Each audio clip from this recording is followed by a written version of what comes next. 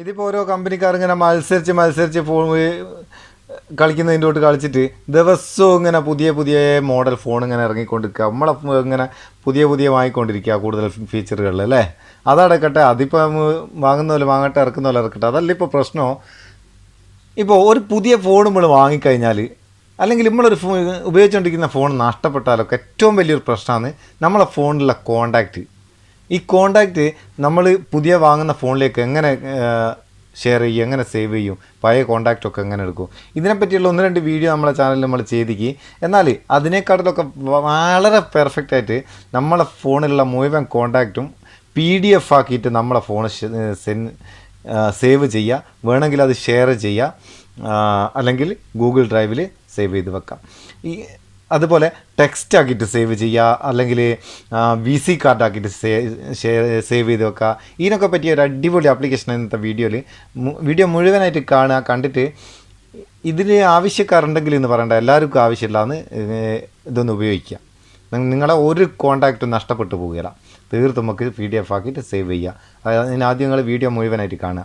ഈ ആപ്ലിക്കേഷൻ്റെ പേര് കോണ്ടാക്റ്റ് ബാക്കപ്പ് എന്നാണ്. ഈ ആപ്ലിക്കേഷൻ്റെ ലിങ്ക് ഞാൻ ഡിസ്ക്രിപ്ഷനിൽ ഇടുന്നുണ്ട്. ഡിസ്ക്രിപ്ഷൻ നിങ്ങൾക്ക് ഡൗൺലോഡ് ചെയ്യാം. ഇതൊന്ന് നമുക്ക് ഓപ്പൺ ചെയ്യാം. ഓപ്പൺ ചെയ്താൽ 1-2 പെർമിഷൻ കൊടുക്കണം. അത് കൊടുക്കുക. 3 ഓപ്ഷൻ ഇങ്ങനെ ഇൻ്റർഫേസ് ഉണ്ടാകുക. 3 ഓപ്ഷൻ കാണും: PDF, ടെക്സ്റ്റ്, VC കാർഡ്. ഈ PDF നമ്മളൊന്ന് ക്ലിക്ക് ചെയ്ത് വെക്കുക. PDF ക്ലിക്ക് ചെയ്ത് കഴിഞ്ഞാൽ ഇവിടെ മേലെ ഒരു പേര് കൊടുക്കണം. മൈ കോണ്ടാക്റ്റ് 1 എന്ന് പറഞ്ഞിട്ട് ഇതിൽ ഡിഫാൾട്ടായിട്ടൊരു പേരുണ്ടാകും. അത് വേണമെങ്കിൽ നമുക്ക് ഇഷ്ടമുള്ള ഒരു പേരിന് ആഡ് ചെയ്ത് കൊടുക്കുക. ഞാൻ സമയം കുറയ്ക്കാൻ വേണ്ടിയിട്ട് അത് ആഡ് ചെയ്യുന്നില്ല. ഓക്കെ കൊടുക്കുക. എന്നിട്ട് അങ്ങനെ ചെയ്ത് കഴിഞ്ഞാൽ നമ്മളെ കോണ്ടാക്റ്റ് ലിസ്റ്റ് കംപ്ലീറ്റ് ഒരു PDF ആയിട്ട് ഇതാ കേട്ടോ, കുറേ പേജിലെ ഒരു ഷീറ്റായിട്ട് ഇവിടെ കിട്ടും. അതിന് ശേഷം മേലെ ഈ 2ാമത്തെ ഐക്കൺ ഒന്ന് ക്ലിക്ക് ചെയ്ത് കൊടുത്താൽ നമ്മളെ ഗൂഗിൾ ഡ്രൈവിൽ, നമ്മളെ Gmail അക്കൗണ്ടിൽ ഡ്രൈവിൽ ഇത് സേവായി നിൽക്കുക.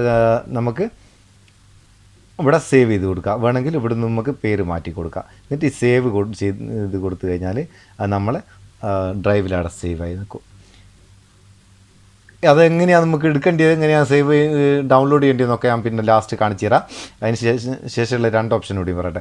2ാമത്തത് ടെക്സ്റ്റ് എടുത്തിട്ട് നമ്മളിത് നേരത്തെ പോലെ തന്നെ പേര് വേണമെങ്കിൽ ആഡ് ചെയ്ത് കൊടുക്കുക, അല്ലെങ്കിൽ ഒഴിവാക്കുക. എന്നിട്ട് ബ്രൗസർ സെലക്ട് ചെയ്ത് കൊടുത്തു കഴിഞ്ഞാൽ മുഴുവനും ടെക്സ്റ്റ് രൂപത്തിൽ നമുക്ക് ഇവിടെ കിട്ടും. അത് ആവശ്യത്തിനനുസരിച്ച് നമുക്ക് അവിടെ സേവ് ആക്കാം. അതുപോലെ VC കാർഡ് ചെയ്താലും ഇതുപോലെ പിന്നെ പേര് എഡ് ചെയ്ത് കൊടുക്കുക.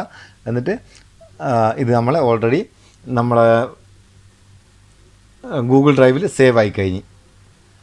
ഇനി ഇത് നമുക്ക് വേണമെങ്കിൽ നമ്മളെ ഫോൺ നഷ്ടപ്പെട്ടു പോയി, അല്ലെങ്കിൽ പുതിയൊരു ഫോൺ വാങ്ങിക്കഴിഞ്ഞാൽ നമ്മൾ എന്ത് ചെയ്യുക, ഇതേ Gmail ID വെച്ച്, ഈ ഫോണിൽ അതേ Gmail ID വെച്ച് നമ്മൾ പുതിയ ഫോൺ ലോഗിൻ ചെയ്ത് കഴിഞ്ഞാൽ നമ്മൾ ഗൂഗിൾ ഡ്രൈവ് ഓപ്പൺ ചെയ്താൽ